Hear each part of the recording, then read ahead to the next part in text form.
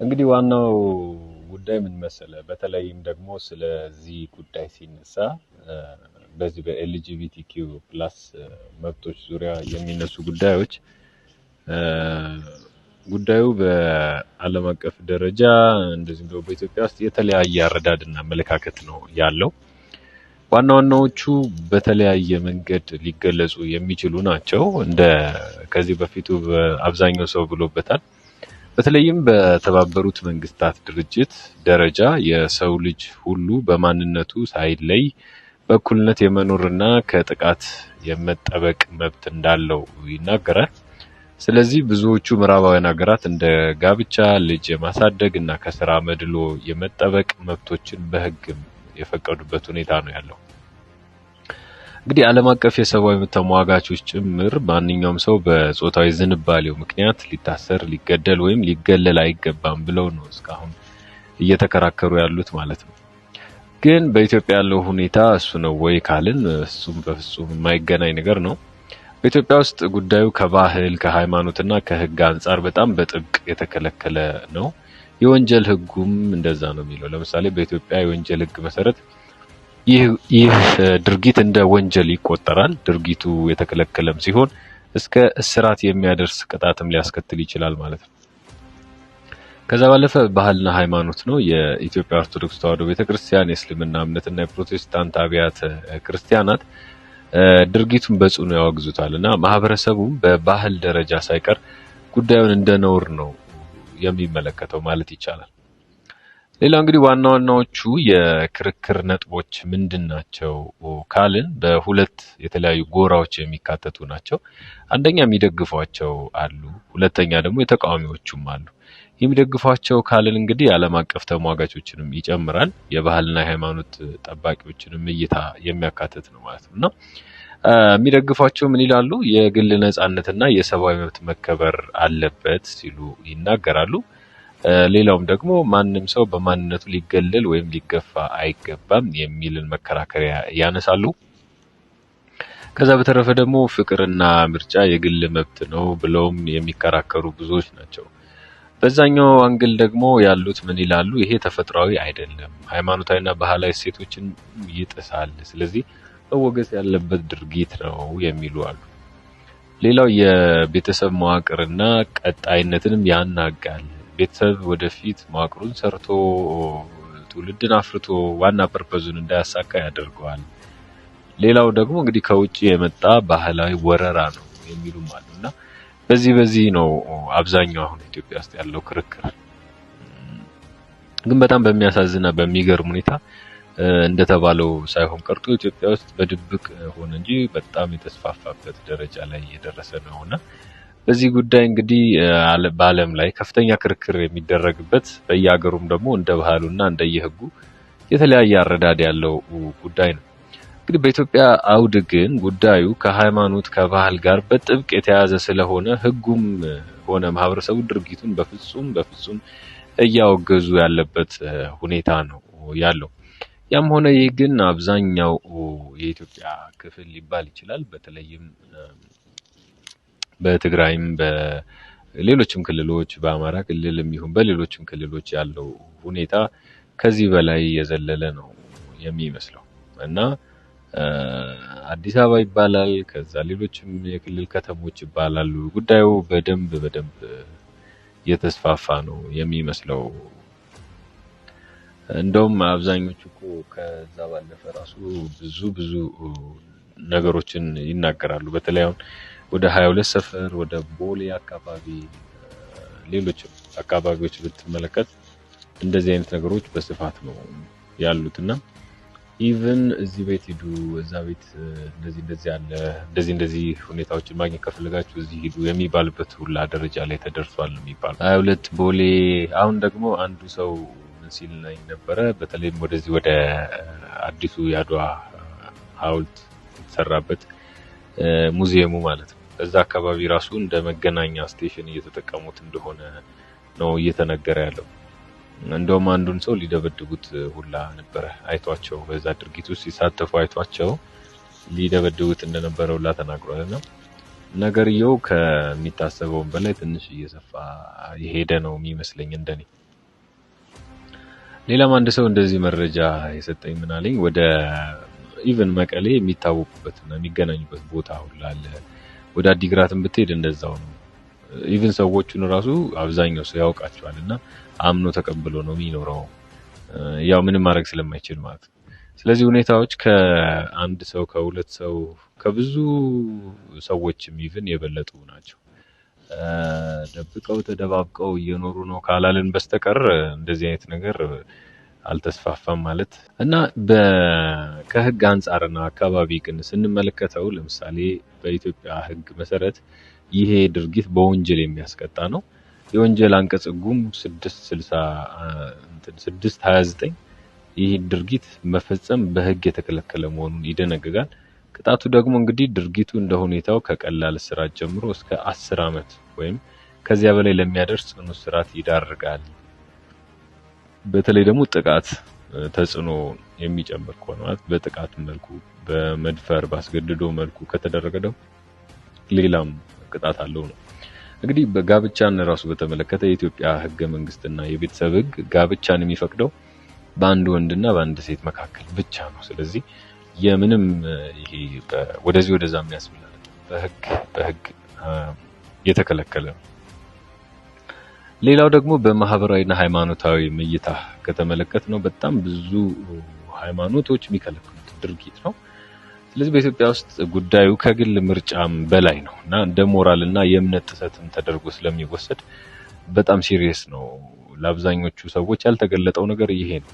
እኛ እንደ መብት መቁጠር አሁን በግላጭም እየወጡ እኔ እንደዚህ ነኝ እንደዛ ነኝ ማለት ተጀምሯልና እሱ በጣም የሚያሳስብ ነው።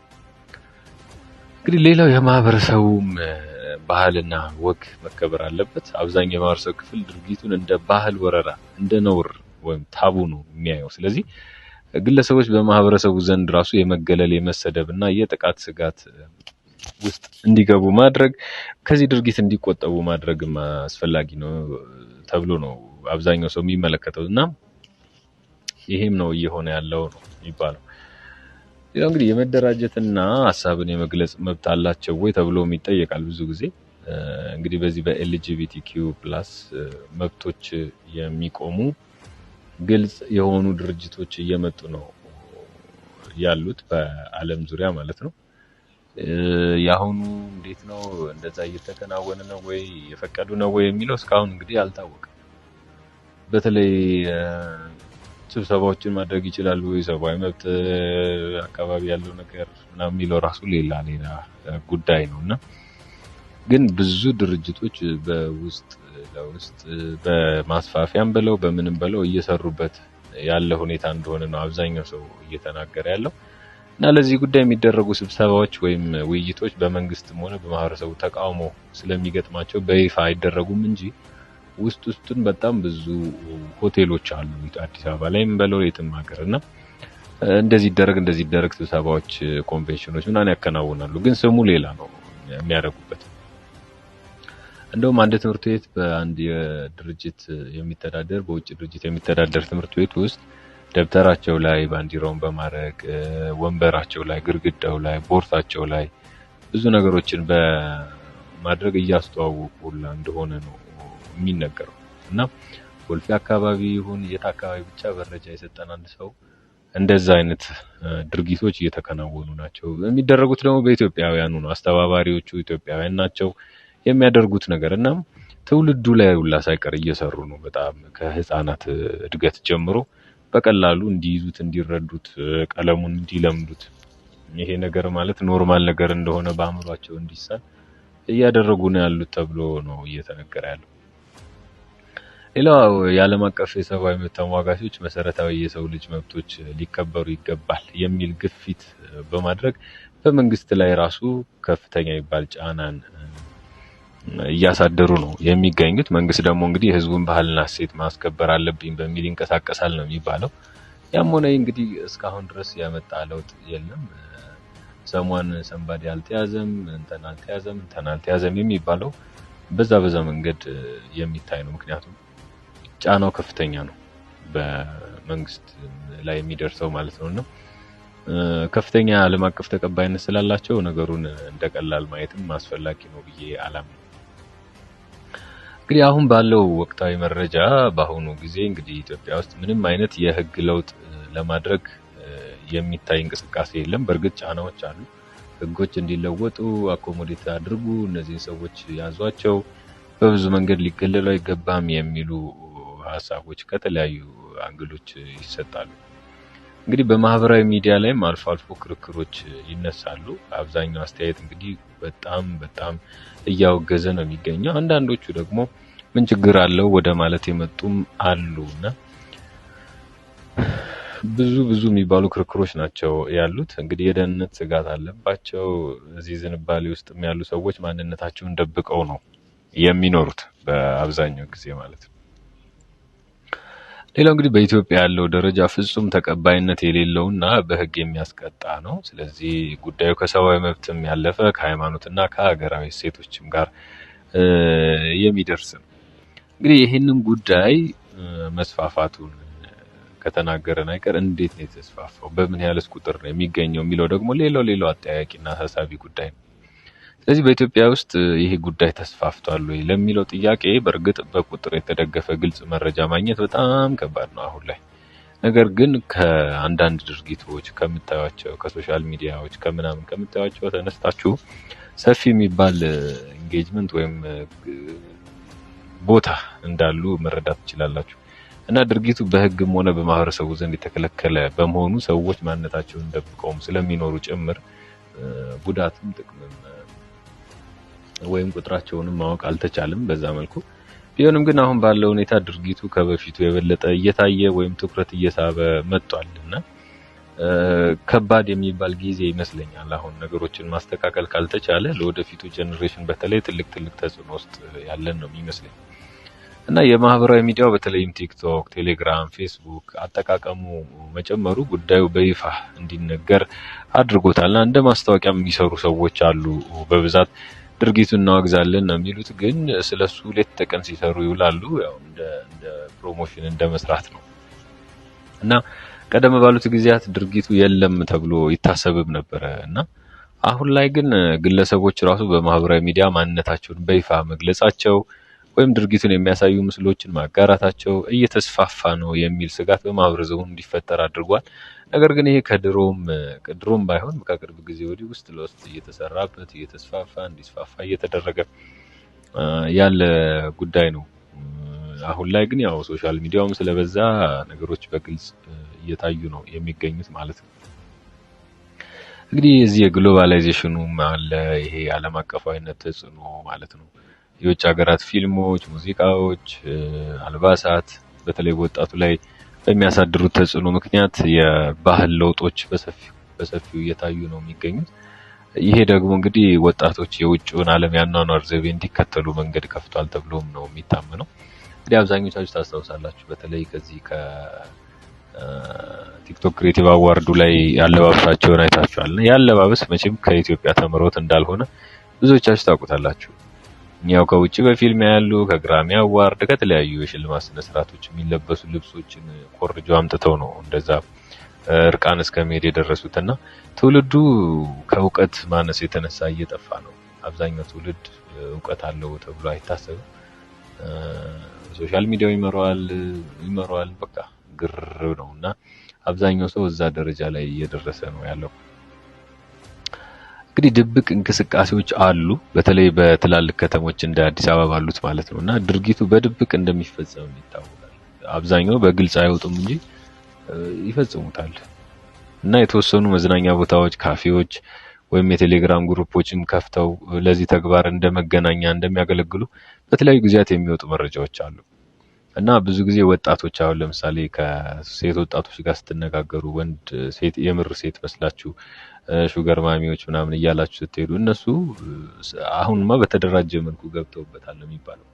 ስለዚህ ማጥመድ፣ ከዛ ወስዶ ማስደፈር፣ ከዛ በኋላ የድርጊቱ ተጠቂ አድርጎ እንዲቀጥል ማድረግ እና ከሴቶችም ጋር ስታወሩ ከማታውቁት ሰው ጋር በቀላሉ ከተግባባችሁ እንሸኛችሁ መኪና አለኝ ና ልውሰድ አይነት እንደዚህ አይነት ድርጊት ውስጥ ከገባችሁ ጉዳዩ ሊያሳስባችሁ ይገባል።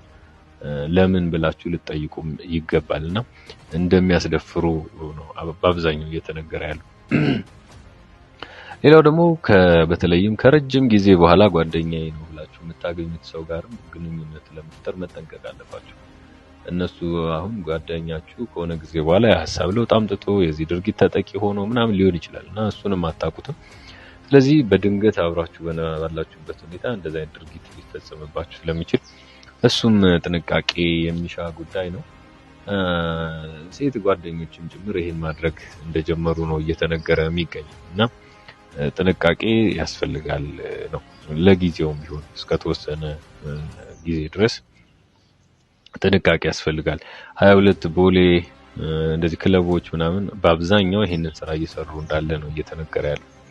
ሌላው የማህበረሰቡና የመንግስትም ስጋት አለ። በቅርቡ በተለይ በኢትዮጵያ ውስጥ በተለያዩ ከተሞች ለምሳሌ እንደ አዲስ አበባ ማለት ነው በዚህ ድርጊት ላይ ያነጣጠሩ የተቃውሞ ሰልፎችና የሃይማኖት መግለጫዎች ይሰጣሉ። መንግስትም እንግዲህ ባህላችንን የሚበክሉ ተግባራትን እንከላከል በማለት በየሆቴሉ በየመዝናኛ ቦታዎች ጥብቅ ቁጥጥር እንደሚያደርግም ጭምር አስታውቋል። ይሄ ጥሩ የሚባል እርምጃ ነው። ይሄ እንግዲህ ከፍተኛ የሆነ ይሄን ነገር እንዳይስፋፋ ለማድረግ ድርጊቱ እየተስፋፋ ነው የሚል ስጋትም ስላለ የመጣ ምላሽ እንደሆነ ነው የሚገመተው። ከዛ ውጪ በእርግጠኝነት በቁጥር ጨምሯል ለማለት ጥናት ባይኖርም ጉዳዩ ግን ከበፊቱ በበለጠ በግልጽ እየታየና መነጋገሪያ እየሆነ መምጣቱ ግን እውነት ነው። ይሄ የሚደብቁት አይደለም። በጣም የተስፋፋበት ደረጃ ላይ ነው የደረሰው። ይሄ ደግሞ በማህበረሰቡ በሃይማኖት ተቋማትና በመንግስት ዘንድ ከፍተኛ ጥንቃቄና ቁጥጥር እንዲደረግ ያስፈልጋል ማለት ነው። እንደውም ከሰሞኑ አንድ ቪዲዮ ተለቆ ነበረ። ወደ ጎንደር ከተማ አካባቢ 2 ታዳጊ ልጆች ናቸው። በጣም ህጻናት ናቸው። 2ቱም ወንዶች ናቸው። እንግዲህ በዚህ ድርጊት ውስጥ ሲሳተፉ በድብቅ ቪዲዮ ተቀርጸው ወጥቶ ነበርና ልጆቻችን ራሱ የት ነው የሚውሉት? ከእንደዚህ አይነት ድርጊት ምን ያህል የራቁ ናቸው? እነዚህ ልጆችስ ማን ነው እንደዚህ አይነት ድርጊት ውስጥ እንዲገቡ ያደረጋቸው? እና መታሰብና መመርመር አለበት። በጣም አስቸጋሪ የሚባል የጊዜ ሁኔታ ውስጥ ነው ያለነውና ጥንቃቄ ይሻል እያንዳንዱ ነገር። ስለዚህ በተቻለ መጠን ጥንቃቄ በማድረግ ልጆቻችንን በመከታተል የሚማሩበት ትምህርት ቤት ምን ተማርክ፣ ዛሬ ምን አደረጋችሁ፣ ማን መጥቶ ነበር የሚባሉት ነገሮች አብዛኛው ሰው መረዳት ያለበት ነው የሚመስለኝ። ግን ዓለም አቀፍ ደረጃ ላይ ያሉ ብዙ ኢትዮጵያውያን በድርጊቱ ተሳታፊ ሆነዋል። ስለዚህ እየመጡ እየበከሉ እየሄዱ ነው ያሉት በተለይ ወጣቶችን እና ጥንቃቄ ያስፈልጋል። ሶሻል ሚዲያውን ለዚህ ነገር ተሰማርተውበታል። በፌስቡኩ፣ በቲክቶኩ በሁሉም ሞልተዋልና ሰዎችን ያጠምዳሉ። በተደራጀ እና ስትራቴጂክ በሆነ መልኩ ሰዎችን እያጠመዱ እንደዚህ አይነት ነገር ውስጥ ይከታሉ። ይሄ የታወቀ ነገር ነው። ስለዚህ አብዛኛውን መንገድ ሰዎች በመመርመር ሊራመዱ ነው የሚገባው። ከዚህ በፊት እንግዲህ ዘግበንላቸዋል። ሻይን ጋብዝ ብለው እንደደፈሩት፣ የሆነ ነገር እናግዛለን ብለው እንደደፈሩት፣ ሹገር ማሚ ብር ከፍላለሁ ብላ ወስዳ በወንዶች እንዳስደፈረችው፣ ሌሎችም ብዙ ታሪኮች ወጥተዋል። ጓደኛዋም እንደዚህ ከውጭ መታ ይሄን ድርጊት አንድ ጓደኛዋ ላይ እንደፈጸመች እሷ ከድሮ በነበራት ባህሪ ነበር የምታውቃት። በእርግጥ ከዛ በኋላ ተቀይራ እንዳገኘች እና እንደዚህ አይነት ነገሮች በስፋት አሉ። ጥንቃቄ በደንብ የሚያስፈልግበት ሰዓት ነው ብለን ነው የምናስበው። አሁን ላይ ያለው ነገር በአጠቃላይ በዚህ መልኩ የሚታይ ነው። ዓለም አቀፋዊ ነገሩ ያው አብዛኛው ሰው ያውቀዋል። በደንብ የተስፋፋበት ነው። ብዙ ኢትዮጵያውያንም በተለይ በዛ በዳያስፖራው አካባቢ ያሉት በስፋት እየተሳተፉበት ነው። ነፃነቴን መብቴን እያሉ በብዙ እንትኖች ውስጥ ነው አሁንም ያሉትና ዞሮ መፍትሄው መጸለይ፣ በሃይማኖቶቻችን መመለስ፣ ከዛ በተረፈ ደግሞ የራሳችንን የጥንቃቄ እርምጃዎች ማድረግ ነው እንጂ አስፈሪ የሚባል ደረጃ ላይ የደረሰበት ሁኔታ ነው ያለው። ይህንን ለማለት ነው የምንወደው። ብዙ ታሪኮች በውስጥ እየደረሱ ነው። እንደዚህ ተደርጓል፣ እንደዚህ አለ፣ ቼቼኒያ አካባቢ እንደዚህ ይደረጋል፣ ወደ 22 ቦሌ የሚባሉ ቦታዎች አሉ። በስም እየጠቀሱ የላኩልን ብዙ ቦታዎች አሉ። አስቸጋሪ የሚባል የገጠማቸው ታሪክም አለና ወደፊት በደንብ እያጠናቀርን እነዚህን ስቶሪዎች፣ ታሪኮች ወደ እናንተ እናደርሳቸዋለን። ያው በዚህ ዙሪያ የሚሰሩ ስራዎች ካሉ የሚወጡ መረጃዎች ካሉ ለማድረስ ነው የምንሞክረው። በዋናነት ቻናላችን ላይክ፣ ሼር እና ሰብስክራይብ አድርጉ። ከኛ ጋር እንድትሆኑ ነው በአክብሮት የምንጋብዛችሁ። ሰናይ ጊዜ ይሁንላችሁ።